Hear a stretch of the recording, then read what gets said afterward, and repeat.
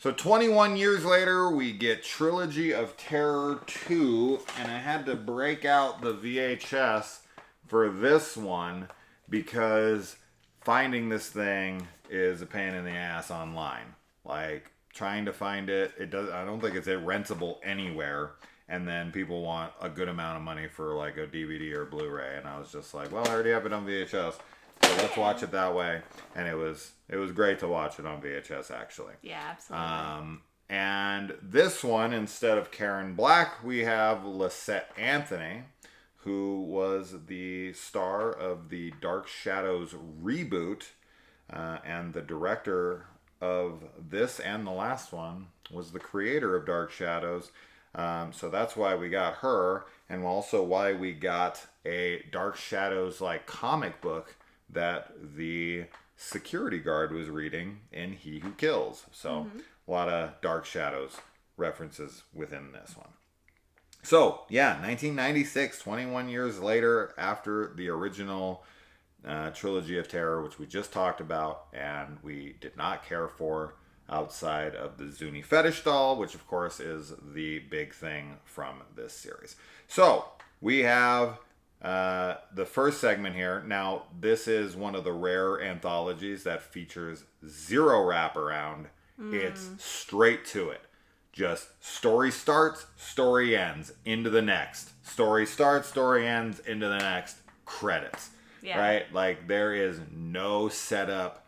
There's no anything, which is really odd because typically with anthologies, the point of the wraparound is for people to be able to wrap their head around what's happening, right? That if you, okay, let's say you started a movie. Now it's called Trilogy of Terror, but people are idiots. You go in, and a Trilogy of Terror could be like the Holy not the Holy Trilogy, the Holy Trinity, like three killers or whatever. So the title isn't enough, right? So, but like if the movie starts, right? Let's say how many people put on Graveyard Rats, the first segment, and we're watching it, and they were like, damn, we're already here 30 minutes in, and they're like, where's this gonna go? And then it stops, and then you go into the second act, which is Bobby. They must have been, some people must have been like, what the hell? Sure. What is this? Yeah. Where's the who's this chick? This is the same chick, but a different character. What's happening here? Yeah, I definitely think it could be confusing for people who aren't avid anthology watchers. Sure.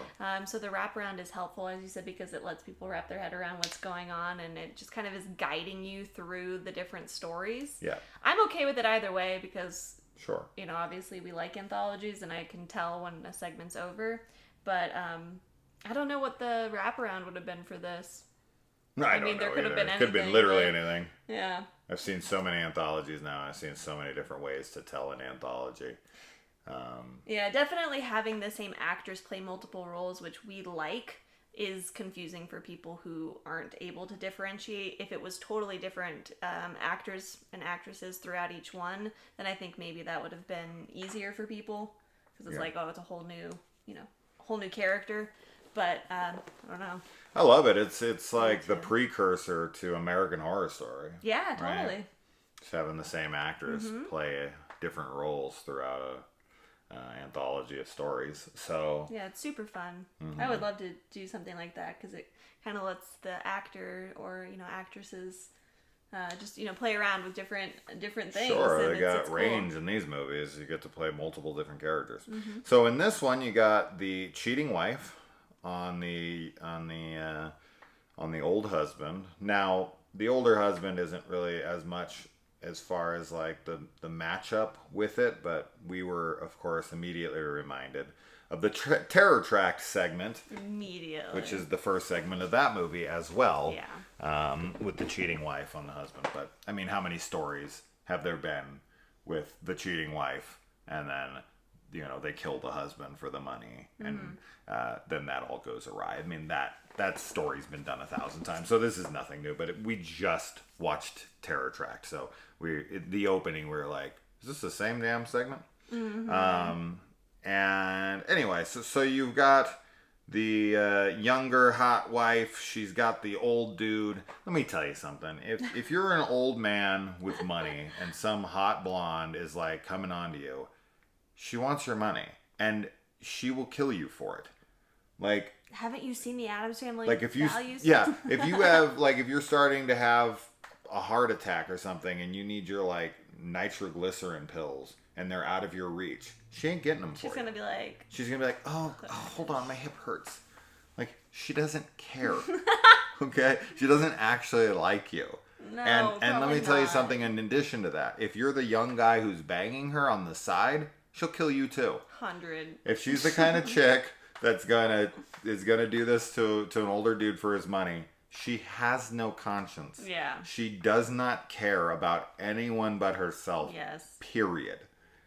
So that's it. Just pro tip. We haven't done a pro tip in a little while, but pro tip. Anyways, so there's rats in the graveyard. These are the ROUSs from Princess Bride, and I love them. They're scary little buggers. They are. Yeah. They're big and their little teeth and their eyes. Mm-hmm. Yeah, they're pretty freaky. It would suck. The way that this one ends with her being, trapped in the coffin and then getting eaten from like her legs down. It's like the two worst ways you could possibly die. These are some really, really well lit tunnels, as usual. They're very well lit. You can see for a while. Like when she looks ahead and she sees the other coffin ahead, it's like lit from heaven. It's like, oh. Which makes it seem like the light's coming from it being an open casket because it's the one that she crawled in through. Right. But then when she gets in it, she's stuck in there, which is awesome. Yes. It's one of those suspensions of disbelief. You're like, whatever, I don't care. It's a movie. Why is it so well lit? It doesn't matter. The fact that she crawls in one grave for this microfilm. Anytime I think of microfilm, I'm always thinking of Loaded Weapon. National Lampoon's Loaded Weapon. What have you done with the microfilm? the what? What film? The microfilm. If you haven't seen Loaded Weapon, Part 1 with Emilio Estevez and Sam Jackson. Oh my goodness, you're missing out. One of the best parody movies ever made. Anyway. Now I just have that movie in my head. But yeah, I love it. I love the whole rat segment, and like when she goes in there and the rats are coming after her and dragging the body away, and they got like the face and they're pulling it back. Oh man, yeah, that's they're coming great. after her. To be eaten like by giant rats while you're stuck in a coffin underground. It's fucking terrible. It's so bad.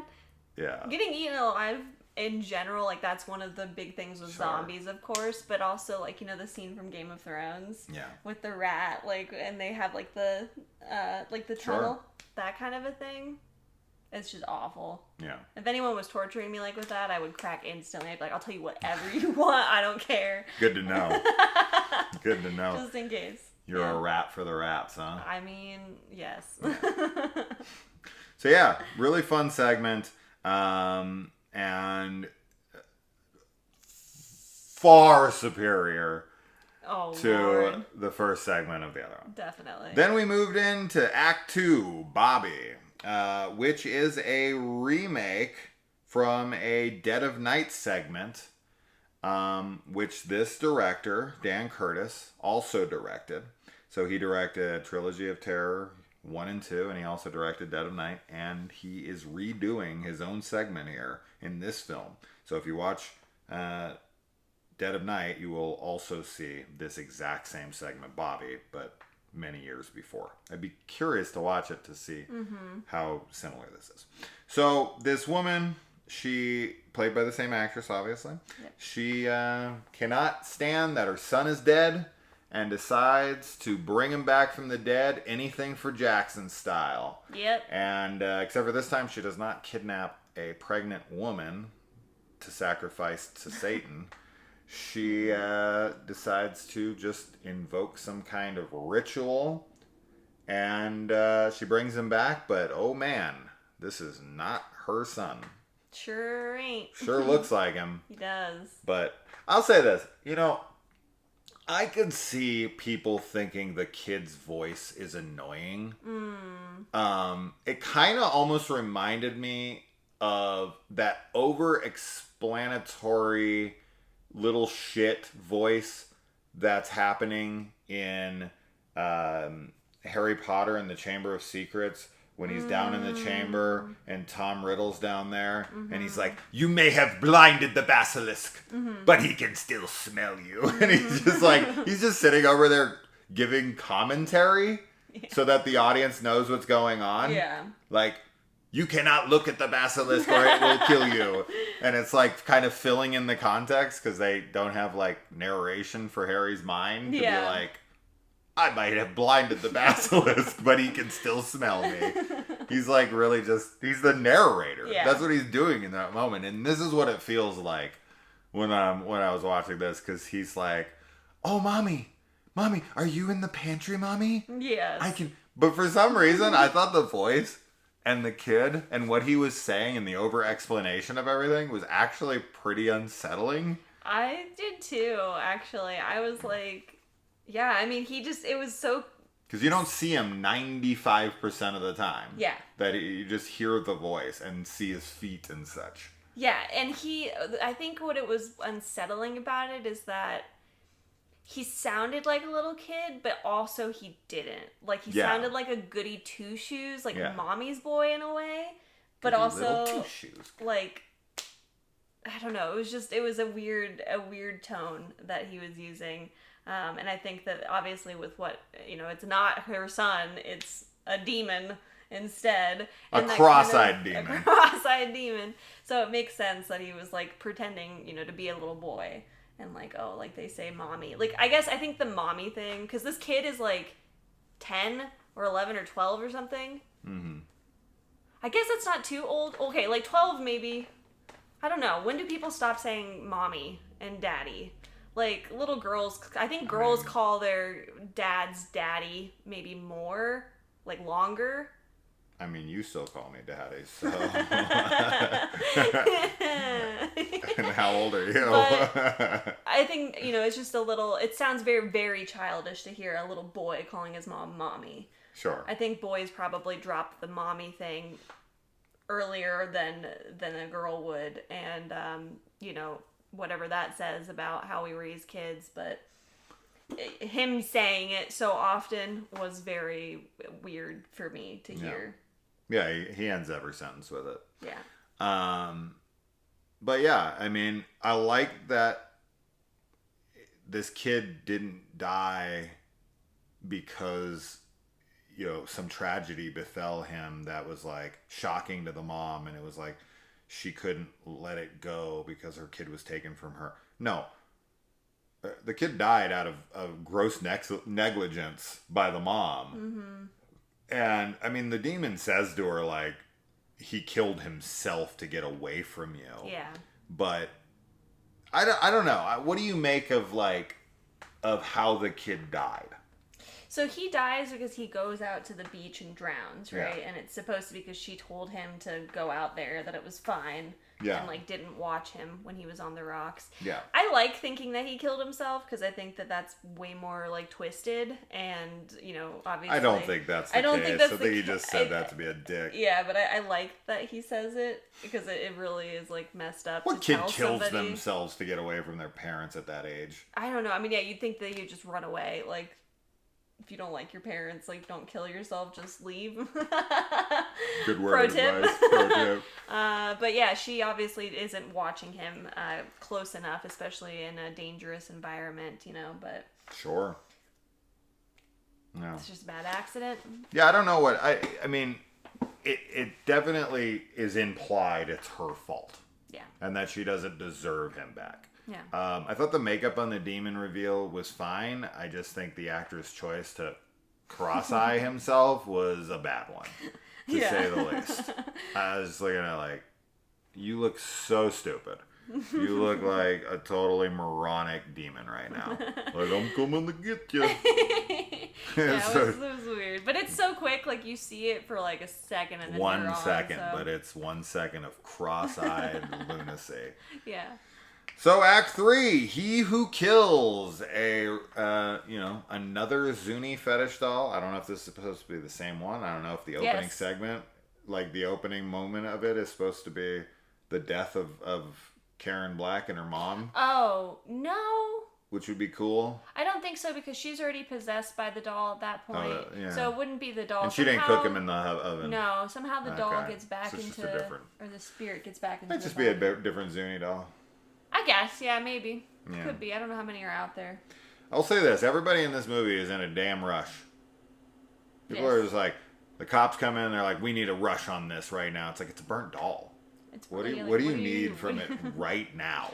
I have to cancel my plans? Yeah. Because you need the forensics detail on a burnt, charred little wooden figure. Yeah, I have no idea why they're in such a rush. They're in such a rush. And then these guys are in such a rush to get their pizza. I know. They're like, we want double pepperoni, double sausage, double pizzas, double... You gotta get it here in 15 minutes. 15 minutes. It'll be 25% tip. Or we'll take that away if you're late. Yeah. Like, do they not understand? 25%. You said it here, like, they're going to give you a frozen pizza. They're going to bring a raw pizza. Pizza looks like shit when it gets there, by the way. But yeah, he does beat his previous record of 18 minutes. Yeah. And does get it there under 15. It's crazy. Now, taking 25% off of what? Taking 25% off of your tip? No, off of the total. Off the total? Bullshit. He would not agree to that. I know. This is the set price. What was his name? Like Speedy? I don't know. Or Speedy? Speedy? What was it something like that? For yeah. I think it was Speedy. But he's like, this is the price of the company. Like, I can't. You have to pay this for the goods and services. This isn't like an hour it's free thing. You can 30 minutes or less. You cannot tip me. 15 minutes or less, or it's 25% off. That's not in the advertisement. Like, you can't just tell the pizza guy. Like, if you're not here under 15 minutes, we're taking 25% off the total. That's not how that works. If you're not here under 15 minutes, we're taking 25% off of you. But I think it's 25% off the tip they were going to give him. And he's like, you're only going to give me $1. So 25 cents off? Wow, sick. I'm fine with that. 75 cents? I'll have it there in a week. Yeah, I don't know why they're... He didn't say, like, every, 15 minutes that you take, 25% is coming off. No, it was 15 minutes under. Yeah, you gotta have it here in 15 minutes. I hope the pizza shop is literally across the street. Me too. Because you still gotta drive it there. Exactly. Well, that's why it doesn't make any sense, because it's like, how long... Okay, cooking a pizza is so fast. Takes at least 10 minutes. Yes. To rise. I know the pizza dough is faster. You gotta assemble it. You gotta assemble stretch it. the dough. There's other customers. We're talking about this way too long. What kind of business do they think he's running? I know. Yes. Anyway, it was just funny to us. It was funny. And I think the security guard needs to stick to his acting career that he's going for, because people say that he reminds them of Stallone. Yo, Adrian. That's all he said. That's all he got. That's all he's got. He's not, his impression. Yeah. I'm not recasting Rocky no. with that guy. No. But they come in after they eat Speedy's pizza. That's raw. Raw, uncooked Speedy's pizza. And they're like... And they are... they walk in and the doll's gone. The knife's gone. The door is open. Yeah. And he's like... Well, what happened? I don't know. And then she's like, must have been someone who got in here. And he's like, who would come in here? And it's like, who would come in here? Why are there 2 security guards 100% hired? What do you think your job is? What do you think it is? It's to harass the study pizza guy. lines and to demand pizza at a speed that's way too fast for human consumption? Like, yes. Who would come in here? You're a security guard. What do you mean? Obviously someone would want it. What do you think your job is? What do you think it's for? What do you think it exactly is for? It's for people trying to come in to the place you're protecting. Right? That is literally your job. So who would come in here? It's a dumb, very, very dumb response. She's doing a police investigation on a murder case. Yeah, and he's like, who would come in here for evidence? Yeah, she's what do you mean? He totally could have been the killer, like a psychopath that's coming in to get something. He's already killed 2 people. And he's like, oh yeah. He's very lame. It's so stupid. I was like, what do you mean, dude? Another pro tip, or just logic. So like statues or displays of like people that are holding like bow and arrows. Yeah. If you were to like just like break the hand off of the statue or whatever, or the figure or whatever you want to call it. Yeah. The bow and arrow is not actually like, it's not working. Like cocked and ready Yeah. to go. It's not an actual like bowstring that's taut behind an actual knocked freaking arrow. Yeah. He just like hits the hand and then the arrow shoots. So weird. And I'm like, no, Like, what? no, that thing wouldn't actually work. That's not how those things work. Bites it too. Yeah. He's just like, boom, and then it shoots and kills the guy. Yeah. So, do you know how dangerous and like the lawsuits there would be behind like oh, I took a real bow and arrow. Yeah. I put an arrow into the bow and arrow, and then all that's holding this thing from shooting is this hand's grip. Yeah. That's stationary and could break at any time. Yeah. And this is on display in a public place that people walk around and look at it. Yeah. You know. That yeah, no, would that's not not a work. thing. Not at That's all. not a thing. So when he bit that thing and the arrow actually shot, I was like, that's a working bow and arrow It's so crazy. in like a mannequin. What do you call that? Not a statue. What a display, a human Yeah, figure. like a mannequin. Figurine? I don't It's know. a large figurine. What do they call those? A Not- bust? No, a bust is just a Statue. person. It's not a statue, though. But it wasn't made out of stone. Right. But what? I don't know. I don't know what the proper word. Mannequin, I guess maybe would work. Yeah, it's like a wax figure. Yeah, I don't know. What do they call those? Wax Figures. Figures, right? Yeah. The wax museum is filled with wax figures. figures. So it's a figure? It's just a figure. Just a little artistic figure. That's fine. I don't know what to call those. I put statue. Yeah. But a statue ain't right. No. But anyway. Anyway. I already said anyway. So anyway. So in both of these segments, the Zuni fetish doll gets caught in some luggage, and he starts sawing up through. And in both cases, even a brilliant scientist decides to, after already having wrestled with this thing, after he's already taken out two big men, and you've already felt the strength of this thing, you try to grab a blood-covered knife that's already slick, that's this big, with your forefinger and your thumb, and she's trying to grab it as he's sawing. Yeah. In the hopes of what? I don't know. I hate Pulling it out of his hands? I hate both. Both of these segments do that because it makes no sense to me why you would try and grab the knife that's sawing up. Put something on top of it. Exactly. Put something on top of it. On top to keep him in. Yes. Or if you're So trying that to you can grab the run. knife to stop him from sawing, then at least get like cloth or something, to wrap around No, it. don't try to grab the knife. But you still you shouldn't can't grab the pull knife. the knife I know. out through it. I know. I don't know why. It's an incision that's this wide that he's cutting up through, and it has a handle, and the Yes. handle would stop you from pulling it up out. Yeah. So really, the only thing you can do is just put something on top. All you can do is just hold it so he can't cut anymore, which Yeah. is, I think, their intention. That's and what it's I think too. he's gonna eventually pull that out of your hand. So I don't understand what your goal is here. I don't either. Take something else in there and put it on top, and you can't cut through that. Yeah. There you go. It's so dumb. It is really dumb. So dumb, and they do it in both movies like it's a Yes. good idea. I don't know why. And then if you hold the side of a blade on both sides and you pull it down, they get cut both times. Oh You my would not God. get cut. Holding Yeah. both sides of the blade, you have to hold this. She didn't grab it like on the blade. No, she grabs She it grabs on the side and then he pulls it down. She's like, oh, Yeah. what? That's not how that would work. Yeah, not at But all. regardless, why she tries to grab the knife, why the other one tries to grab the knife, is beyond anything I can even start to freaking understand. Also, there is just a convenient container of sulfuric acid Oh, yeah. with a very easy lid to Yep. open and just throw in, and none of it splashes back on her, of No, course. of course not. But yeah, he's completely preserved underneath the charring, which I thought was really cool. Yeah. I'm not really sure what the char was. I guess he's fixing himself. Yeah, right? That's what they were saying. Yeah. He's like repairing himself. Yeah, it's cool. Yeah, I like that.